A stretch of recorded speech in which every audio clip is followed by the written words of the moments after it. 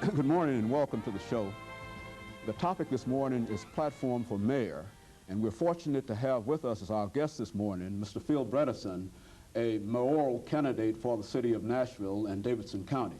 And Mr. Bredesen, let me welcome you to the show this morning. Well, thank you very much. It's a great pleasure to be here. Mr. Bredesen, what we'd like to do this morning is to talk about your campaign. Right. But at the same time, we'd like for our audience to know a little more about you before we get involved in some of the things that you hope to achieve for the city of Nashville. Why don't you take the first 3 or 4 minutes to sort of give us an overview of your personal background and perhaps your political background and why Sure. you became involved in this whole prospect of running for mayor of Nashville. Sure.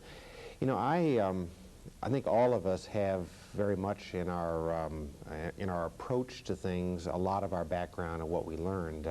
In my case, it's a small town background. I grew up in a small town called Shortsville, population 1,100 people. Graduated from a local public high school. There were 39 people in my graduating class.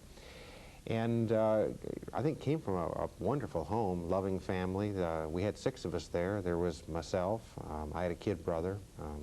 My mother. My parents were divorced when I was really young. My mother was a bank teller. We had an aunt and an uncle that lived with us. My uncle was a milkman, and we all lived with my grandmother, who was a widow. Her husband, my grandfather, had been a switchman on the railway. And, you know, far from the kind of silver spoon in the mouth upbringing that people sometimes think that I had, I think it was an awful good background to learn some basic values. Value of a dollar, value of hard work. And in a way, I became involved in politics and the public sector just because I really think that those are values and virtues which we've forgotten sometimes in the way we go about conducting business. And I frankly would like to be remembered for having helped bring them back to the government of Nashville.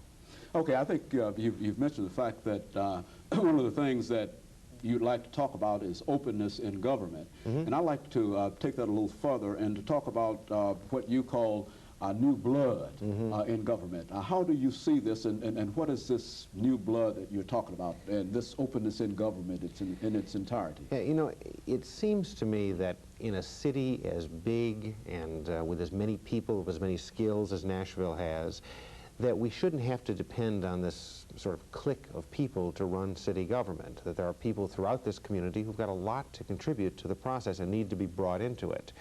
I tell people when I go around and talk with them that, you know, there's no reason in Nashville, Tennessee in the 1990s why every political decision has to be made by this sort of clique of people, white men 40 to 70 years old. We have a black community in Nashville that's very constructive and wants to contribute. We have women throughout the community who've got an awful lot to offer.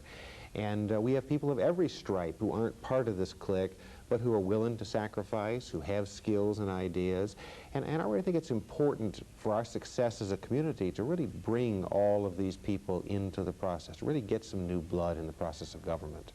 Okay, and in terms of that new blood, you're also going to face, as a candidate for the mayoralty situation in Nashville, you're also going to face a severe economic situation. Mm-hmm. I think that our economy is no different from the economies throughout the nation in the sense of not having enough jobs, and some people simply believe that the creation of jobs is one of the things that might turn everything around for us. How do you see the creation of jobs and the economic situation in Nashville? Yeah, I think I'm excited about the possibilities of economic development and creating jobs, because I think it's something where the mayor really can have an impact. That a mayor who will work in concert with the private sector, go out and market what it is we have in Nashville to the rest of the country, to the rest of the world, really can bring jobs, bring investment, bring business to Nashville in a way that we all benefit from. I guess there's nothing in my mind that's more important to our success as a community than making sure that, you know, when children grow up and enter the workforce, that there are sort of decent, well-paying jobs with some advancement potential built into them. And I plan to work very hard to try and help make that happen here. Well, I think that in addition to jobs and the economic situation, we could talk about a whole variety of similar kinds of problems that we're faced with. Education, for example. Right. I think that most of us see the entire education budget, whether we talk about it on the state level or on the local level, as being almost out of hand. There's simply not enough money.